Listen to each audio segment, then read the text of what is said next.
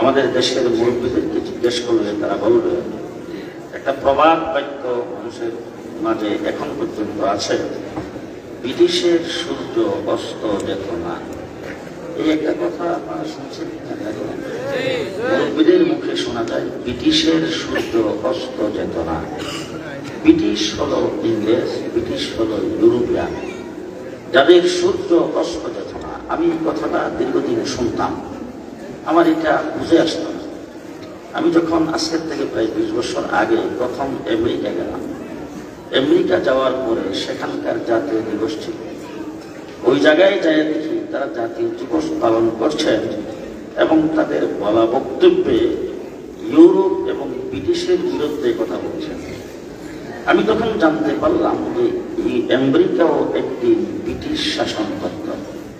তাহলে আমেরিকাতে এখন আমরা যেখানে বসা আছি রাত্রের বেলা, আমেরিকা কিন্তু এখন দিন। আমাদের যখন রাত্র তখন তাদের দিন, তাদের যখন রাত্র তখন আমাদের দিন। এই অবস্থায় ব্রিটিশের সূর্য অস্ত যায় না। আমাদের এখানে যখন সূর্য না থাকে তখন আমেরিকাতে সূর্য থাকে। ব্রিটিশ রাষ্ট্রটা এত বিশাল ছিল যাদের সূর্য অস্ত যেত না। তারাই এই পৃথিবীর বিভিন্ন দেশকে দখল করেছে। ইসলামের ইতিহাস প্রমাণ করেছে ইউরোপের একটি দেশ, ইসলামের ইতিহাসে যেটার নাম আন্দলুস, বর্তমান পৃথিবীর মানচিত্রে যেই দেশটার নাম হলো স্পেন। স্পেন এবং পর্তুগাল এই দুইটাও ইংরেজ দখল করে নিয়েছিল। 800 বৎসর পর্যন্ত সেখানে মুসলমান শাসন করেছেন। 800 বৎসর মুসলমান শাসন করেছেন। আল্লামা কুরতুবী রহমতুল্লাহ আলাইহি তাফসীরে কুরতুবী যিনি লিখেছেন, তার জন্ম সেই জায়গায়। কর্তোবা বিশাল বড় ইউনিভার্সিটি ছিল মুসলমানদের, বিশাল বড় জামি মসজিদ, যেই মসজিদে আমি এখন বারবার গিয়েছি মসজিদটা দেখার জন্য। মসজিদে ঢুকতে প্রায় 15 ইউরো টিকিট লাগে। স্পেন সরকার বর্তমানে মুসলমানদের মসজিদকে দেখায়া লক্ষ লক্ষ ইউরো রাজস্ব আদায় করতেছে। বিশাল মসজিদ, মসজিদের চতুর্দিকে এখনো খুব সুন্দরভাবে লেখা আছে খোদাই করে, লা গালিবা ইল্লাল্লাহ। এই মসজিদের ভিতরে পুরাটাকে মূর্তি দিয়ে সাজানো হয়েছে। পুরা মসজিদটা বর্তমানে মূর্তি দিয়ে সাজানো আছে, বিভিন্ন প্রকারের মূর্তি।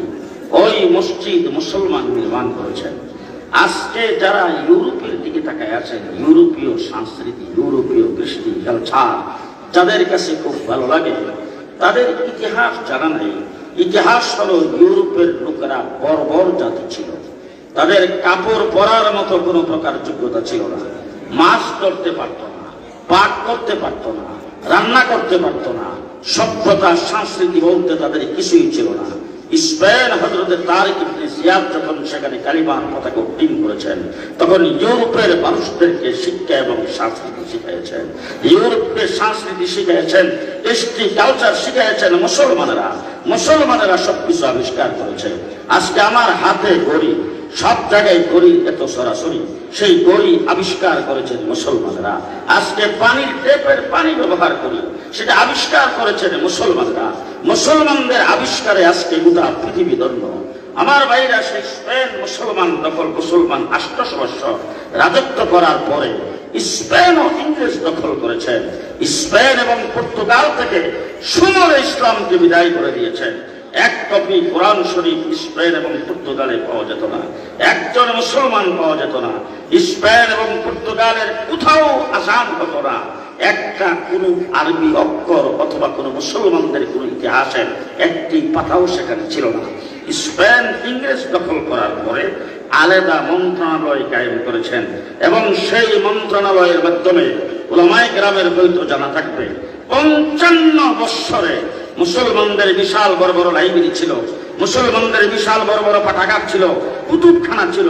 সেইগুলির থেকে বইপত্র, কিতাবাদি, তাফসীর, ফিকহ, হাদিস সবগুলোকে বের করে সাগরের উপর দিয়া 8 ল্যান্ডের রাস্তা বানানো হয়েছে।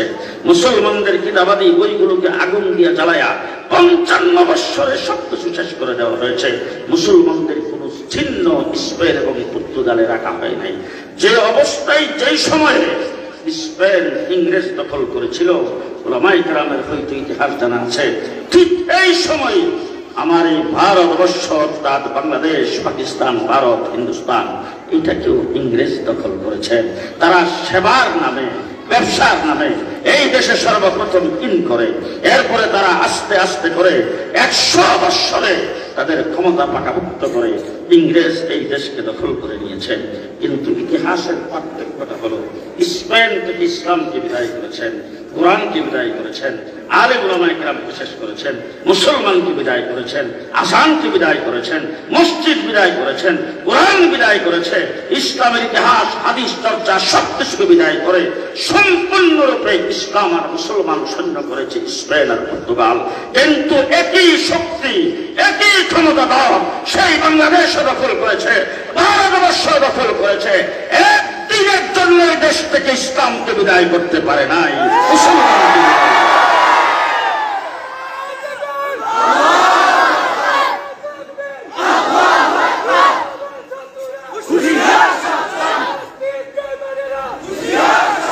মুসলমান। ভালো করে মনে রাখবেন, আমরা কারা? এই কওমি মাদ্রাসাকে হাফিজ হুজুর রহমাতুল্লাহ আলাইহি ইংরেজ আমলে তৈরি হয়েছে, যেখানে তারা ইসলামকে বিদায় করার জন্য আসছে, কিন্তু হাফিজকে বিদায় করতে পারে না। হাফিজ হুজুর তৈরি হয়েছে, ইংরেজ আমলে শামসুল হক ফরিদপুরি তৈরি হয়েছে, ইংরেজের আমলে পীরজি হুজুর তৈরি হয়েছে, ইংরেজের আমলে হযরত মাওলানা হাবিবুল্লাহ সাহেব তৈরি হয়েছে, ইংরেজ আমলে হযরত মাওলানা আব্দুল ওয়াহাব তৈরি হয়েছে, হাফেজাই মাদ্রাসা প্রতিষ্ঠা করেছেন, ইংরেজ আমলে বড় বড় আলেম তৈরি হয়েছে। ইংরেজ স্পেন থেকে ইসলামকে বিদায় করেছে, ভারতবর্ষ থেকে পারে নাই। আমরা সেই মুসলমান, আমরা তাদের উত্তরসূরি। পারে নাই এখান থেকে আযানকে বিদায় করতে, পারে নাই এখান থেকে ইসলামকে বিদায় করতে। তার দুইটা কারণ। 1 নম্বর কারণ হলো, স্পেনে যখন ইংরেজরা দখল করে নিয়েছেন, তখন মুসলমান সব ভীত সন্ত্রস্ত আর সবাই শৌখিন হয়ে গেছে। মুসলমানদের শৌখিনতার কারণে আর মুসলমানদের ভীত সন্ত্রস্ততার কারণে, তাদের বুজদিলির কারণে, মুসলমান যখন ভীত সন্ত্রস্ত হয়ে যখন কিংকর্তব্যে বিমূঢ়, তখন মুসলমানদেরকে স্পেন দখল করার পরে ইংরেজ তারা বলেছেন, তোমরা একটা কাজ করো, তোমাদের ইবাদতখানা মসজিদগুলোতে তোমরা আশ্রয় গ্রহণ করো, তোমাদেরকে নিরাপত্তা দেওয়া হবে। আর আমাদের এই সাগরের কিনারে দেখো, আমাদের স্টিমারগুলি রাখা আছে, তোমরা যদি সেই স্টিমারে যাই আরোহণ করো, তোমাদেরকে নিরাপদ স্থানে পৌঁছায় দেওয়া হবে। মুসলমান হাত পাও উঠায়া বউ বাচ্চা সহ যাইয়া ওই তাদের স্টিমারগুলিতে আশ্রয় গ্রহণ করেছেন। মসজিদে যাইয়া দরজা লাগিয়ে সুবহানাল্লাহ জিকির করতে শুরু করেছেন। তখন মসজিদের বাহিরে ভিতরে পেট্রোল দিয়ে সমস্ত মুসলমানকে আগুন জ্বালাইয়া শেষ করে দিয়েছেন। যারা স্টিমারে আরোহণ করেছিল, স্টিমার সাগরের মধ্যখানে নিয়ে নিচ দিয়ে ছিদ্র করে সমস্ত মুসলমানকে পানিতে ডুবাইয়া, সাগরে ডুবাইয়া মারা হয়েছে। একদিনে লক্ষ লক্ষ মুসলমানকে শেষ করেছিল। সেই দিনটা ছিল এপ্রিল মাসের 1 তারিখ। ওই দিন থেকে স্পেন, ইংরেজরা মুসলমানদেরকে ধোঁকা দিতে পেরেছে, ধোঁকায় ফেলে মুসলমানকে শেষ করতে পেরেছেন। এই জন্যই সেই ইংরেজেরা, সেই ব্রিটিশেরা, ইউরোপিয়ানরা ওই দিন থেকে, ওই সময় থেকে এপ্রিল মাসে 1 তারিখে এপ্রিল ফুল পালন করে। দুঃখজনক বিষয় হলো, আমার দেশের কলেজ ইউনিভার্সিটির স্কুলের পড়ুয়া ছাত্রছাত্রীরা তাও এপ্রিল ফুল পালন করে। আমার বন্ধুগণ, সেখান থেকে ইসলামকে বিদায় করেছেন, আমাদের থেকে পারে নাই। পারে নাই তার দুইটা কারণ। 1 নম্বর কারণ হলো, স্পেনের মুসলমান ভীত সন্ত্রস্ত, ইংরেজদের সামনে দাঁড়িয়ে কথা বলার মতো কোনো লোক নাই। আমার ভারতবর্ষ আজকে স্বাধীনতার ইতিহাস মানুষকে বলে দেওয়া হচ্ছে। আলিম ওলামায়ে কেরামকে দেখলে আর চোখে তাকায়, মনে করে তারা তো হইল এই দেশের ভিন্ন শ্রেণীর জাতি, তারা হলো মাইনরিটি, তারা হলো এই দেশের খুবই নিরীহ জাতি। আমরা নিরীহ জাতি নয়, আমাদের ইতিহাস খুবই গৌরবের ইতিহাস। এই দেশ ভারতবর্ষ যখন ইংরেজ দখল করেছেন, ওলামায়ে কেরামকে জিজ্ঞেস করে দেখেন, 56,000 বর্গ মাইলের বাংলাদেশ, সেই দেশে 56,000 বর্গ মাইলের আওয়ামী লীগ, 56,000 বর্গ মাইলের বিএনপি, 56,000 বর্গ মাইলের জাতীয় পার্টি, 56,000 বর্গ মাইলের 19 কোটি বা বর্তমানে 18 কোটি মানুষের লিডার এক একজন। আর ভারতবর্ষ পুরাটা যখন একসাথে ছিল, তখন দেশটা কত বড় ছিল। তাদের দেশের রাজনৈতিক দল কত বাংলাদেশের আরো বড়। এই সমস্ত বড় বড় রাজনৈতিক দলের সভাপতি সেক্রেটারি ছিল কি ছিল না? লিডার ছিল কি ছিল না? নেতা ছিল কি ছিল না? আজকে পরিষ্কার ভাষায় বলতে চাই, যারা নেতাগিরি দেখাও, আলেম ওলামায়ে কেরামকে তুচ্ছ তাচ্ছিল্য করে বলে করে শুনে রাখো, ওই সময় ইংরেজদের বিরুদ্ধে শব্দ কোন রাজনৈতিক দলের নেতা করে নাই, লিডার করে নাই, কেউ ইংরেজের সামনে বুক টান করে দাঁড়ায় নাই। সব উহুদা পাওয়ার জন্যে, পদ পদবি পাওয়ার জন্যে, সম্পদ পাওয়ার জন্য ইংরেজ থেকে সবাই ব্যস্ত ছিল, ইংরেজের সাথে সবাই দালালি করতে শুরু করেছিল। তখন এই স্বাধীনতার জন্য, ভারতকে মুক্ত করার জন্য কেউ যদি বুক টান করে দাঁড়ায় থাকে, একজন মৌলবী দাঁড়ায়ছেন, তার নাম আব্দুল আজিজ মোহাম্মদ দেহলভী রহমাতুল্লাহ। মসজিদের মিম্বরে দাঁড়ায় আওয়াজ দিয়েছেন, আব্দুল আজিজ মোহাম্মদ দেহলভী রহমাতুল্লাহ আলাইহি দিল্লি জামে মসজিদের মিম্বরে উঠে গিয়ে ডাক দিয়ে বলছেন, ও ভারতবর্ষের মুসলমানেরা, তোমরা পরাধীন হয়ে গেছো, ভারত শত্রু কবলিত দেশ হয়ে গেছে, ভারত দখল হয়ে গেছে, ভারত স্বাধীন নাই, ভারত পরাধীন হয়ে গেছে। সুতরাং এই দেশকে স্বাধীন করার জন্য প্রত্যেকটা মুসলমানের যা কিছু আছে তাই নিয়ে ইংরেজদের বিরুদ্ধে যুদ্ধ করা ফরজ। কথা কোন লিডার বলে নাই, কোন নেতা বলে নাই, কোন রাজনৈতিক দলের সভাপতি সেক্রেটারি বলে নাই, একজন মৌলবী বলেছেন। ওই মৌলবীর ফতোয়ায় বালাকোটে হযরত সৈয়দ আহমদ রহমাতুল্লাহ আলাইহি, শাহ ইসমাঈল শহীদ রহমাতুল্লাহ আলাইহি শাহাদাত বরণ করেছেন। আমরা বালাকোটের ইতিহাস বর্ণনা করি, কিন্তু বালাকোটের দিকে তাকায় দেখি না কি জন্য শাহাদাত বরণ করেছেন, কেন আকাতরে মানে জীবনটি বিলিয়ে দিয়েছেন। হযরত সৈয়দ আহমদ রহমাতুল্লাহ আলাইহি, শাহ ইসমাঈল শহীদ রহমাতুল্লাহ আলাইহি এবং তার সাথী সঙ্গীরা সেখানে শাহাদাত বরণ করেছেন। শাহ আব্দুল আজিজ দেহলভী রহমাতুল্লাহ আলাইহির ফতোয়ায় আসছে টিপু সুলতান শহীদ হয়েছে, আসছে সিরাজউদ্দৌলা শহীদ হয়েছে, 1857 সালে শামিলিতে যুদ্ধ হয়েছে। সেই যুদ্ধের এক মসজিদে গেলাম, সেখানে আমাকে স্লিপ দিয়েছেন, হুজুর তাসাউফের উপরে ওয়াজ করবেন, মানে এখানে তাসাউফের উপরে ওয়াজ করলে সুবহানাল্লাহ আলহামদুলিল্লাহ লা ইলাহা ইল্লাল্লাহ জিকিরের কথা বলবো, তারা এটাই ভাবছে। আমি স্লিপটা হাতে পেয়ে বললাম যে আজকে আমার ওয়াজ হইল তাসাউফের। তাসাউফ কারে কয় আমাদের কাছ থেকে শিখতে হবে। আমাদের বুজুর্গানিদের উলামায়ে কেরাম খানকার পীর ছিলেন, রাজপথের বীর। ওয়াজ করে নাচতে পেপার পত্রিকা পড়াও দেখতে পারবেন, পেপার পত্রিকা পড়াও দেশে কারো ছাতে পেপার দেখলে হুজুরের মেজাজ খারাপ হইল।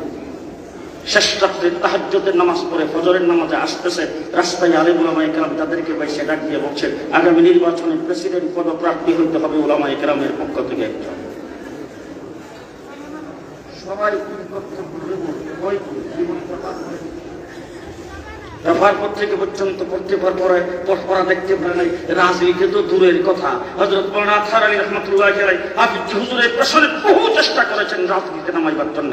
শেষ পর্যন্ত মাওলানা আতহার আলী বলেছেন, হাফিজ জি একদিন আপনি নামবেন, তখন আমার মতো আতহার আলীকে আপনার সাথে পাবেন।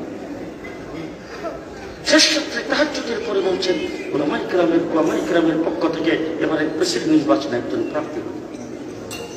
সবাই বলে কই কি খানকার ভিতর থেকে বের হয়ে। তখন উলামায়ে কেরামের রাজনীতি ছিল না এই দেশে, রাজনীতি বিমুখ উলামায়ে কেরাম, মাদ্রাসায় পড়ানো, খানকায় তালিম দেওয়া, তাবলীগে যাওয়া, এইসব ছিল উলামায়ে কেরামের কাজ। আমরা মাদ্রাসায় পড়তাম, কলেজ ইউনিভার্সিটির ছেলেরা রাস্তা দিয়ে স্লোগান দিয়ে যাইতো, আর আমরা রাস্তার তাদের স্লোগান দেখতাম। হুজুর মুজাদ্দেদ ফজরের নামাজের পরে মিটিং ডাকা হলো, মিটিং এর মধ্যে আলোচনা হলো, আলোচনার পরে মিটিং মুলতবি করে বলা হলো আগামীকাল সকাল 8টায় মিটিং। শেষ রাত্রে আমি ছাত্র ছিলাম ব্রাহ্মণবাড়িয়া, শেষ রাত্রে চিটাগাং মিলে উঠলাম, সকাল 8টার আগে ঢাকায় যায় হাজির।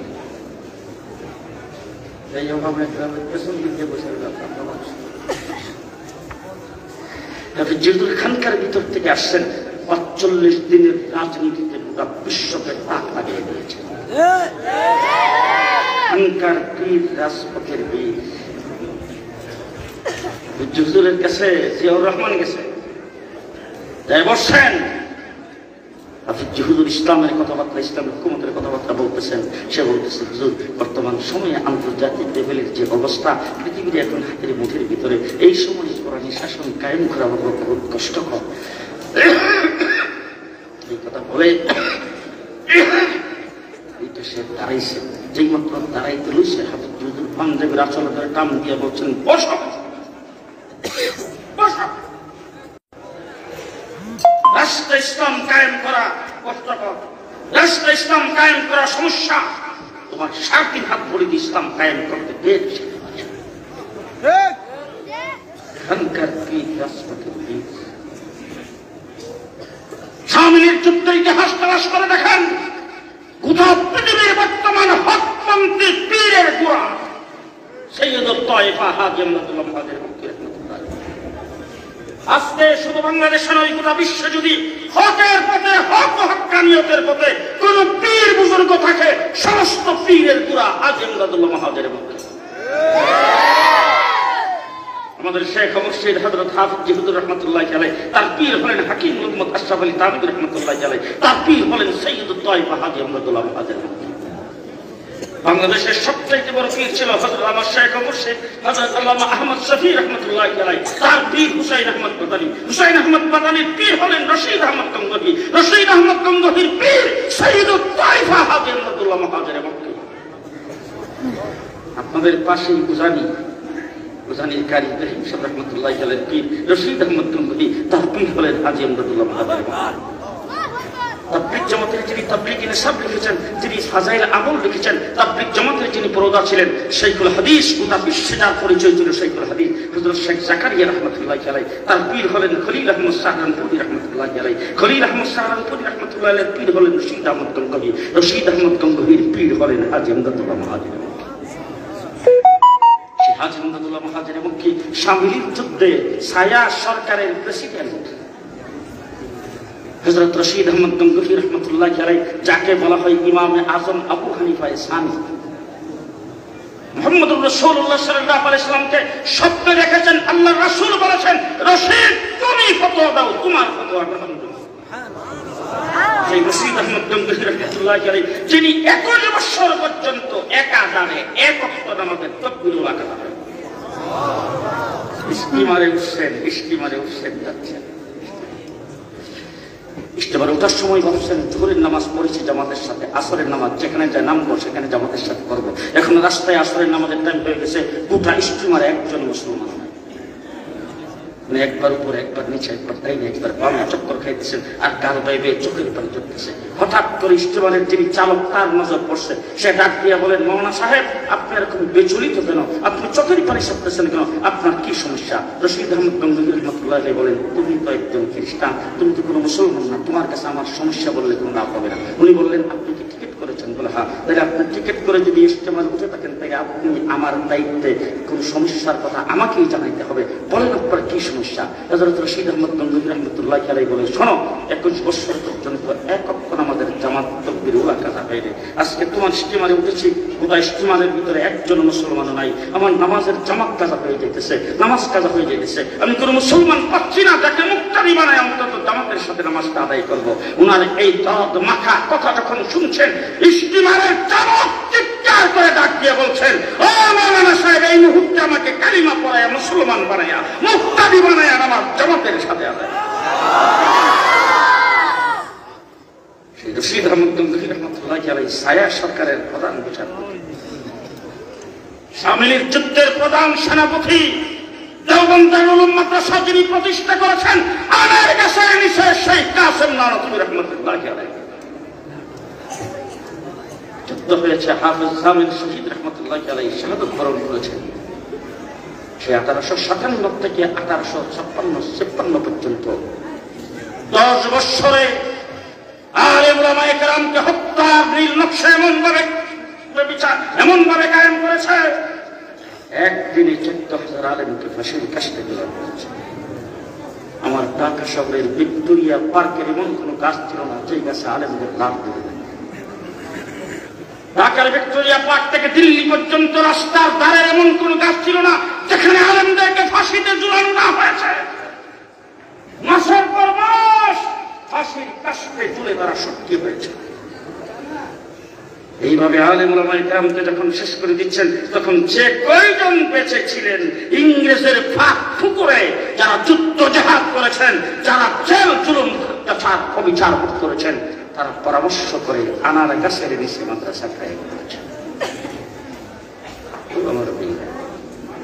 যে কথা বলতে চাই, আলিম উলামা ইকরাম ওই হযরত শাহ আব্দুল আজিজ মুফতি দেবলী রাহমাতুল্লাহ আলাইহি ফতোয়ার পরে, তার ঘোষণার পরে, স্বাধীনতার যুদ্ধের ঘোষণার পরে তখন আলিম উলামা ইকরাম লড়াই করেছেন। সেই লড়াইয়ের ভিত্তিতে 1947 সালে দেশ স্বাধীন হয়েছে। দেশ স্বাধীন হওয়াতে আমরা পাকিস্তানের অংশ। উলামা ইকরাম এখানে আছেন, হয়তো আগামীকাল আপনাদেরকে কেউ বলবেন এখানের নাম ওয়াজ। আমি আমার কথা বলে যাচ্ছি, আমার অন্তর অনেক ব্যথা। 19 মাস জেলে ছিলাম, দেশ যাচ্ছে। আজকে আমরা চুপচাপ বসে আছি, চুপচাপ বসে আছি। আমাদের সিদ্ধান্ত ঠিক নয়, কোথায় যাচ্ছে?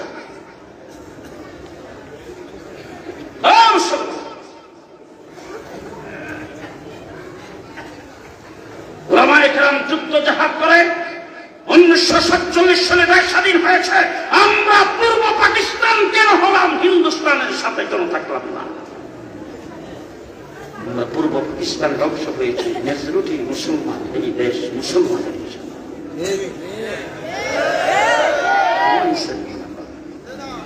আমরা যদি মুসলমান না হতাম তাহলে আমরা হিন্দুস্তানের অংশ থাকতাম। মুসলমান হওয়ার কারণে পাকিস্তানের অংশ।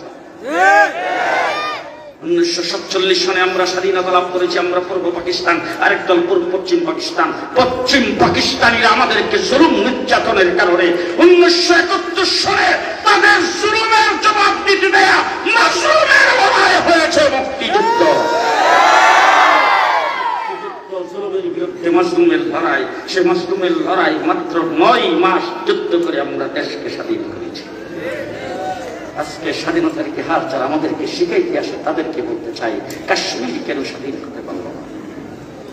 কেন ত্রিপুরা স্বাধীন হতে পারে নাই? কেন আসাম স্বাধীনতা যুদ্ধ করে বারবার ফেল হচ্ছে, স্বাধীন হতে পারে নাই?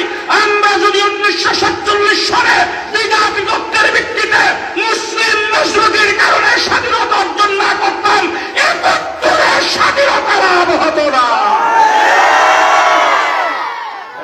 স্বাধীন হয়েছে মুসলিম মেজরিটি, এই কারণে মুসলমান দেশ মুসলমান। আজকে যখন এই দেশের উলামায়ে কেরাম হযরত হাফিজ হুজুর রাহমাতুল্লাহ আলাইহি 1981 সালে যখন রাজনীতিতে নেমে এই দেশের উলামায়ে কেরামের জন্য যখন রাজনীতির দরজা খুলে দিয়েছেন, আমরা যখন এই দেশের স্লোগান দেওয়া শুরু করেছি, সব উত্তরে যখন আমাদের 70 লক্ষ মানুষ একত্রিত হয়েছে, তাদের সকলের মাথা খারাপ। এই দেশ থেকে ইসলামকে বিদায় করতে হবে। শেষ কথা আপনাদের সামনে বলতে চাই, বিদায়ের নীল নকশার প্রধান প্রধান প্রধান যেই কর্মসূচি, সেটা হলো দেশের শিক্ষা ব্যবস্থা থেকে ইসলামকে সমূলে বিনাশ করা। দেশের শিক্ষা ব্যবস্থা থেকে ইসলামকে বিদায় করা, এটা হলো 1 নম্বর কর্মসূচি। এবং এইটাকে বাস্তবায়ন করতে পারলে আমার দেশের কলেজ ইউনিভার্সিটির ছেলেরা ইসলাম সম্পর্কে কিছুই জানে না। আজকে I pass, B pass, M A pass, lawyer, BCS cadre, doctorate করেছে, জোর ফরক জিজ্ঞেস করলে বলতে পারে মোমের ফরজ কি? বাপদাদা 14 গোষ্ঠী কোনো হয় শুনে নাই। আমি জুমার মসজিদে নামাজ পড়াচ্ছি, নামাজের মধ্যে আগের কাতার দখলে কিন্তু তাকে সব রিটায়ার। অফিস, আদালত, সরকারি বেসরকারি বিভিন্ন জায়গা থেকে যারা রিটায়ার্ড হয়েছেন তারা মসজিদে রিটায়ার। আপনাদের নোয়াখালীতে না আসে, কিন্তু আমাদের ঢাকায় সব আগের কাতার দখলে। আর মসজিদে চেয়ারম্যান হইতে কিন্তু কোনো বুট লাগে না, কোনো বুট লাগে না। ডাক্তার গেছে গেছে তাই বলছেন যে কোমরটার মধ্যে একটু ব্যথা, হাতের মধ্যে একটু ব্যথা করে। ডাক্তার দিতে ওষুধ লেখা গদ বান্ধা একটা ছাপার কাগজ হাতে দিয়ে দিছে, বা সার্টিফিকেট পেয়ে গেছে। মসজিদের আগের কাতারে তার চেয়ার দখলে। 15 কেজি বাজার করে, বাজার থেকে 2-3 মাইল হাইটা সিঁড়ি বায়া 3-4 সিঁড়ি পর্যন্ত উঠে 3-4 তলা পর্যন্ত উঠতে পারে 10-15 কেজি বাজার হাতে নিয়ে। আর তুমি মসজিদে যাইয়া চেয়ারে বসে বড় বড় শেঠগুলি, বড় বড় শেঠগুলি, বড় বড় শিক্ষিত মহল্লার বড় বড় শেঠগুলি ওই আগের কাতারে বসা। আমি মসজিদের মিম্বরে বসে বললাম, আপনারা যারা আগের কাতারে বসে আছেন, এই আগের কাতারে যদি আমি একজন একজন করে আপনাকে এত জিজ্ঞেস করি, আল্লাহ জানে কয়জনে পারবেন। নামাজ পড়ায় শেষ করে যখন আমি বের হয়ে আসছি, আমার সভাপতি একদম আমার সঙ্গে চাইবা হাইটে আসতেছে, আর আমার কানের কাছে নিয়ে মুখটা নিয়ে একটা বুঝুন আজকে একবারে মুসল্লিদের কামাই রয়েছে। আমি বললাম যে কি ব্যাপার, কিভাবে কামাইলাম? হুজুর সব বনাশ এইভাবে আঙ্গুল দিয়ে ইশারা দিছিলেন, যদি আগের কাতারে আপনি আত্মাকে তো জিজ্ঞেস করেন তাইলে এক দুজনে পারত কিনা সন্দেহ। পিএইচডি করেছো তুমি, বিসিএস ক্যাডার, তুমি বড় বড় উচ্চশিক্ষিত, তুমি বুদ্ধিজীবী বলে দাবি করো, ইসলামের কোন খবর তোমার কাছে নাই। নামাজের 2 রাকাত নামাজের মসলা তুমি জানো না। আমার দেশে আজকে স্কুল কলেজ ইউনিভার্সিটি ইসলামী শিক্ষাকে সংকোচন করতে করতে স্কুল থেকে ধর্মীয় শিক্ষার মাস্টার বিদায় করে দেওয়া হয়েছে। স্কুলে ধর্মীয় শিক্ষার মাস্টার নাই। আলহামদুলিল্লাহ, কি বলবো, আলহামদুলিল্লাহ বলবো, নাউজুবিল্লাহ বলবো, পরীক্ষাও নাই, ধর্মীয় শিক্ষার কোনো পরীক্ষাও নাই। আজকে ব্যঙ্গের নাচ স্কুলে শিক্ষা দিতে হবে, আসের দাঁত স্কুলে শিক্ষা দিতে হবে, বানরার হনুমানের মুখোশ আঁকা স্কুলে শিক্ষা দিতে হবে। পরিষ্কার ভাষায় বলতে চাই, সরকারি রাজস্ব খরচ করে জনগণের ট্যাক্সের পয়সায় স্কুল তৈরি করে মাস্টার রেখে ব্যঙ্গের নাচ শিক্ষা দেওয়ার প্রয়োজন নাই। ব্যঙ্গের নাচ তো বৃষ্টি আসবে রাস্তার কিনারে গেলেই শেখা যায়।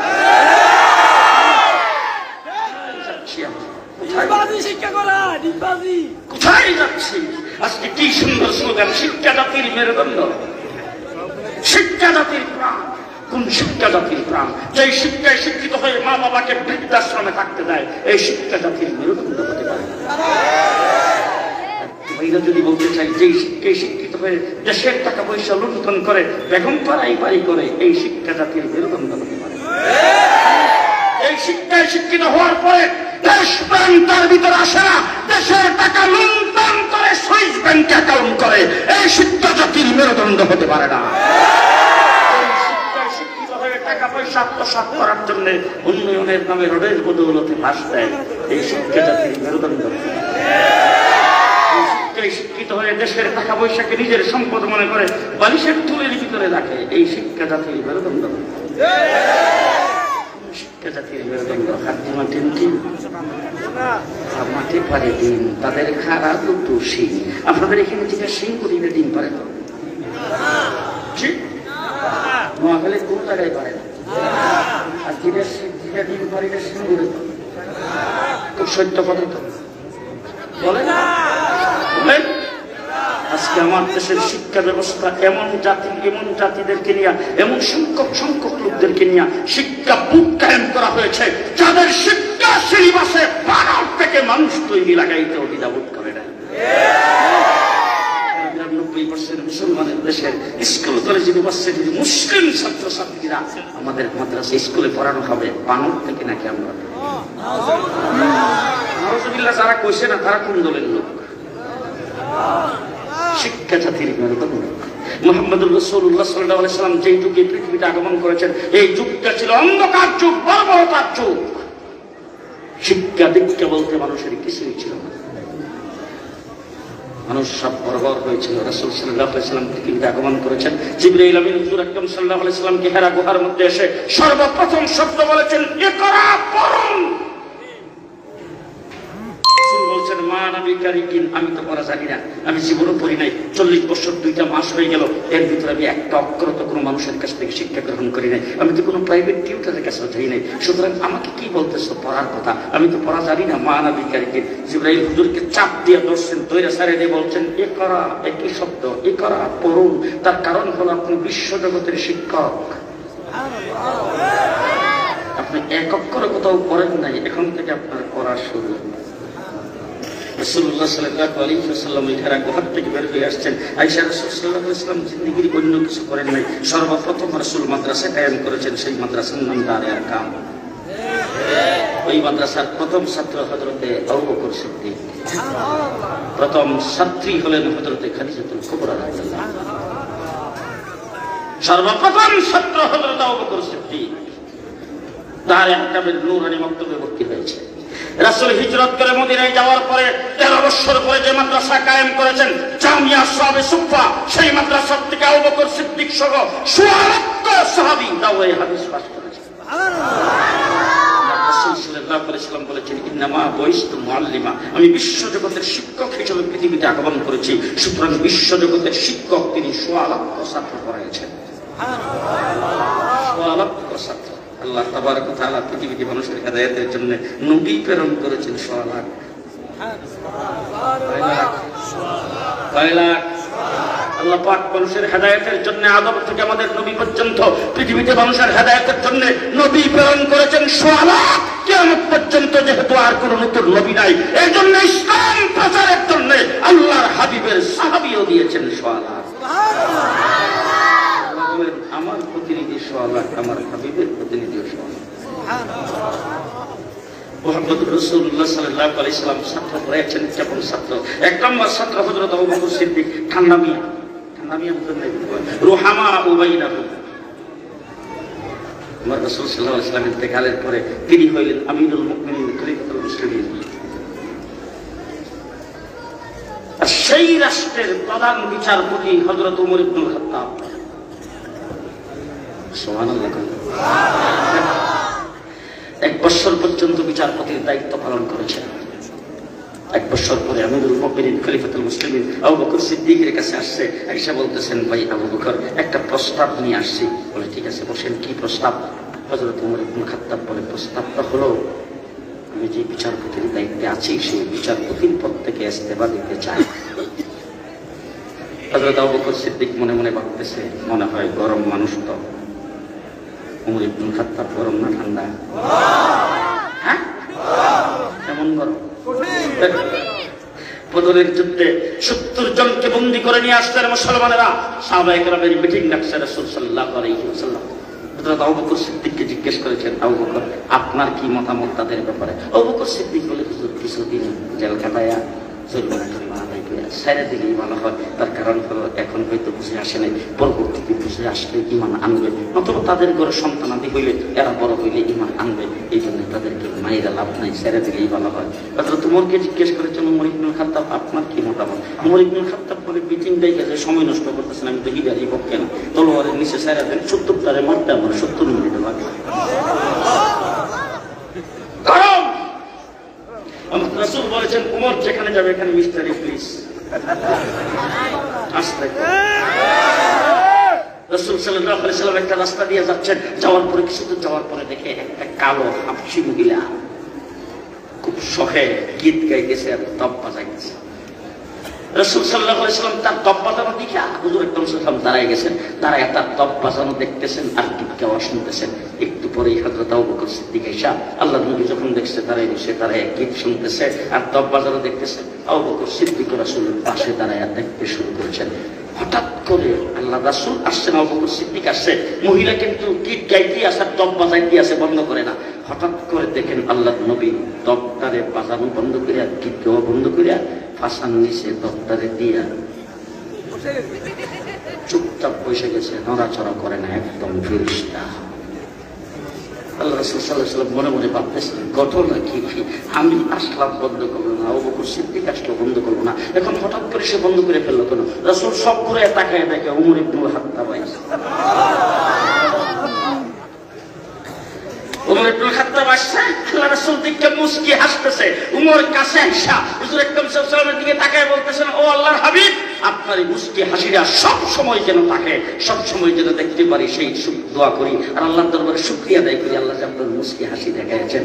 তবে হুজুর জানতে ইচ্ছা করতেছে, আমি আসার পরে আপনি আমার কি দেখে মুস্কি হাসি দিলেন? হুজুর আকরাম সাল্লাল্লাহু আলাইহি ওয়াসাল্লাম বলে, শোনো, যে মহিলা আমি আসছি তপ বাজাইতেছিল, গীত গাইতেছিল, আমি আসছি সে গীত গাইতে আছে, তপ বাজাইতে আছে। আবু বকর সিদ্দিক আসছে, গীত গাইতে আছে, তপ বাজাইতে আছে। হঠাৎ করে যখন তোমারে দেখছে, হ্যাঁ দেখো আসার নিচে তপটারে দিয়া কি সুন্দর কাপড় দিয়ে দেখে একবারে ফেরেশতা চুপচাপ বসে গেছে। হযরত ওমর কথা শুনে চোখ রাঙ্গাইছে, মহিলাকে দিবে ধমক। আল্লাহ রাসূল আসছে, আবু বকর সিদ্দিক আসছে, তুমি বন্ধ করো নাই, আমি কি তাদের চাইতে বেশি দামি নাকি? আমাকে দেখে কেন বন্ধ করলা? রাসূল সাল্লাল্লাহু আলাইহি ওয়াসাল্লাম বলেন, মাথা ওমর, ওই মহিলার কোনো দোষ নাই, মহিলা তো শয়তানের প্ররোচনায় পড়ে তপ বাজাইতেছিল, তুমি যখন আসছো শয়তান এখান থেকে দূরে সরে গেছে। পরিবার পরিষ্কার।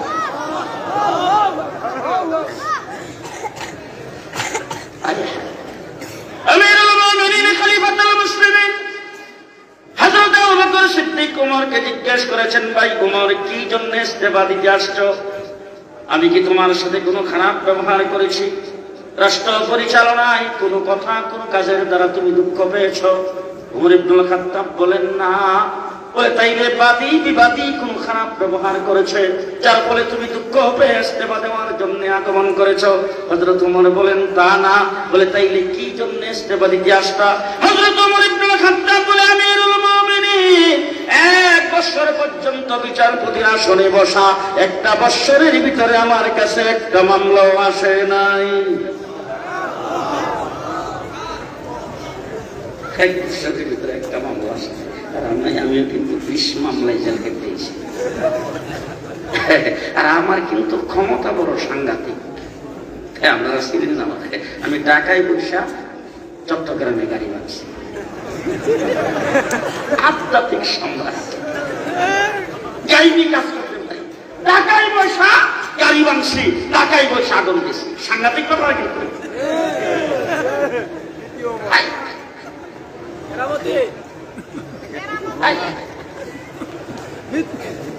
হযরত ওমর ইবনুল খাত্তাব বলেছেন, আমিরুল মুমিনিন, খলিফাতুল মুসলিমিন, কোন মানুষ আমার সাথে কোনো খারাপ ব্যবহার করে নাই, আপনার পক্ষ থেকে কোনো খারাপ ব্যবহার পাওয়ার তো আশাও করা যায় না, তাইলে ইস্তেফা দেওয়ার জন্য কেন আসছো? হযরত ওমর বলে, আমিরুল মুমিনিন, খলিফাতুল মুসলিমিন, আল্লাহর দেওয়া বিধান, আল্লাহর হাবিবের দেওয়া তরিকা অনুযায়ী রাষ্ট্র পরিচালনা করেন বলে আপনার রাষ্ট্রের ভিতরে কোথাও কোনো দুর্নীতি নাই। কি মানুষ তৈরি করেছেন মুহাম্মদুর রাসূলুল্লাহ সাল্লাল্লাহু আলাইহি ওয়াসাল্লাম।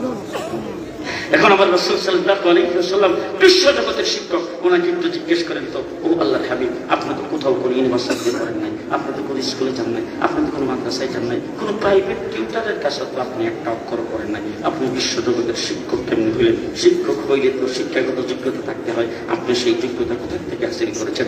আমার রাসূল সাল্লাল্লাহু আলাইহি ওয়াসাল্লাম আজকের থেকে 1400 বছর আগে বলেছেন, আল্লামানি রাব্বি, স্বয়ং আমার রব আমাকে শিক্ষা দিয়েছে। কে শিক্ষা দিয়েছে? কে শিক্ষা দিয়েছে? আমার রব আমাকে শিক্ষা দিয়েছে। সংক্ষেপে বলতে চাই, ব্যাখ্যা বিশ্লেষণে যাব না। এখন রাসূলকে জিজ্ঞেস করেন তো, ও আল্লাহর হাবিব, আপনার রব যে আপনাকে শিক্ষা দিয়েছেন, আমাদের এখানে তো শিক্ষাগত যোগ্যতার ক্যাটাগরি আছে। মক্তবের শিক্ষক একরকম, আবার নাহবীর হেদায়েতুন নূর পর্যন্ত শিক্ষক আছে, তারা একরকম, আবার যারা মেশকাত পর্যন্ত পড়াইতে পারে তারা একরকম, তাওরায়ে হাদিসের একরকম, তাহাসসুসের একরকম, আমাদের স্কুলে প্রাইমারির একরকম, হাই স্কুলের একরকম। তাহলে বিভিন্ন ধরনের ক্যাটাগরি শিক্ষাগত যোগ্যতা আছে। আপনাকে আল্লাহ পাক কতটুকু শিক্ষাগত যোগ্যতা দান করেছেন? কি যোগ্যতার বলে আপনি বিশ্ব জগতের শিক্ষক হলেন? আমার রাসূল সাল্লাল্লাহু আলাইহি ওয়াসাল্লাম 1400 বছর আগে খুব সুন্দর করে জবাব দিয়ে গেছেন। হুজুর আকরাম সাল্লাল্লাহু আলাইহি ওয়াসাল্লাম বলেন, উতিতু উলুমাল আউয়ালিন ওয়াল আখিরিন, আমার আল্লাহ আমাকে আউয়াল এবং আখিরের সমস্ত ইলম দান করেছেন।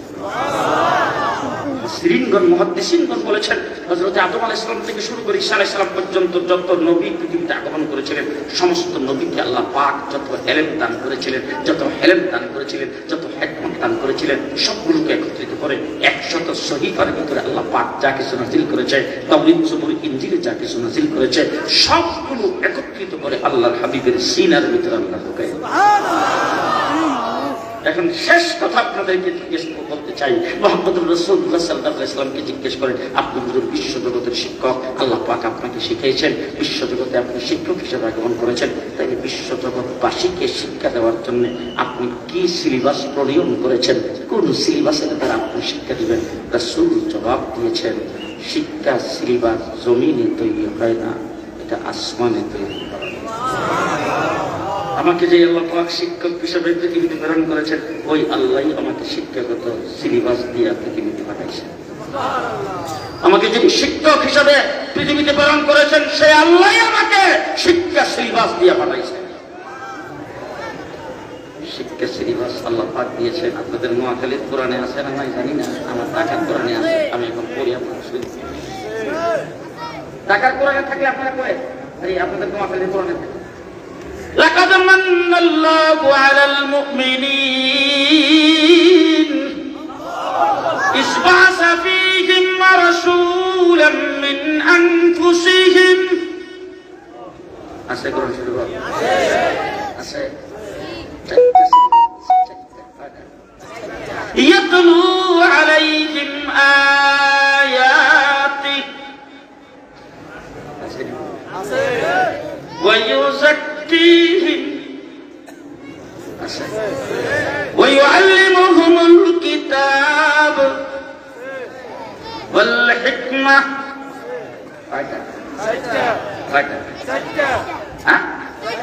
এদিকে ইত্তেফাক পত্রিকার বিবৃতি, জনকণ্ঠের নিউজ, মানব জমি, এটা কার কালাম? আরো জোরে, আরো জোরে। আল্লাহ রাব্বুল আলামিন আল্লাহ পাকের আরশ থেকে কোরআনে কারীমে এই উম্মতের জন্য 4টা সিলেবাস দিয়ে রাসূলকে দুনিয়াতে প্রেরণ করেছেন। এই 4 সিলেবাসের মাদ্রাসা, কওমি মাদ্রাসা, দেওবন্দি মাদ্রাসা, নূরানী মক্তব থেকে দাওরে হাদিস পর্যন্ত 4 সিলেবাসে পড়ানো হয় বলে এই মাদ্রাসায় লেখাপড়া করে আজ পর্যন্ত কেউ বেগম পাড়ায় বাড়ি করে নাই, ব্যাংকে কেউ অ্যাকাউন্ট করে নাই, উন্নয়নের নামে রোডের বদৌলতে কেউ পাশ দেয় নাই, কোন আলেমের থলির ভিতরে কোনো টাকা পয়সা পাওয়া যায় নাই। আলেম উলামায়ে কেরাম, দেশ প্রেমিক আলেম উলামায়ে কেরাম, দেশ দরদি আলেম উলামায়ে কেরাম, ইসলামকে মহব্বত করে, দেশকে মহব্বত করে, হব্বুল ওয়াতানি মিনাল ঈমান হিসাবে। এই জন্য সবচাইতে বড় দেশ প্রেমিক কোন জনগোষ্ঠী যদি থাকে সেই জনগোষ্ঠীর নাম হলো উলামায়ে কেরাম, সেই জনগোষ্ঠীর নাম হলো তুলাবায়ে ইসলাম, সেই জনগোষ্ঠীর নাম হলো উলামায়ে দেওবন্দ, উলামায়ে কওম। দেশকে ভালোবাসি ঈমানের অঙ্গ হিসাবে, আমরা দেশকে ভালোবাসি নমিনেশন পাওয়ার জন্য নয়, আমরা দেশকে ভালোবাসি দেশের সম্পদ লুণ্ঠন করার জন্য নয়। তোমরা যারা দেশের ভালোবাসার স্লোগান দাও, তোমরা যারা দেশ প্রেমিকের স্লোগান দাও, নমিনেশন না পাইলে দল পাল্টাইতে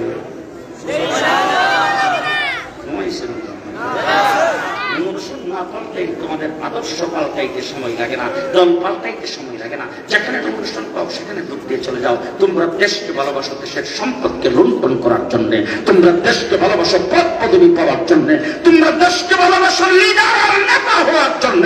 আমরা দেশকে ভালোবাসি দেশপ্রেমিক হিসাবে, হব্বুল ওয়াতানি মিনাল ঈমান।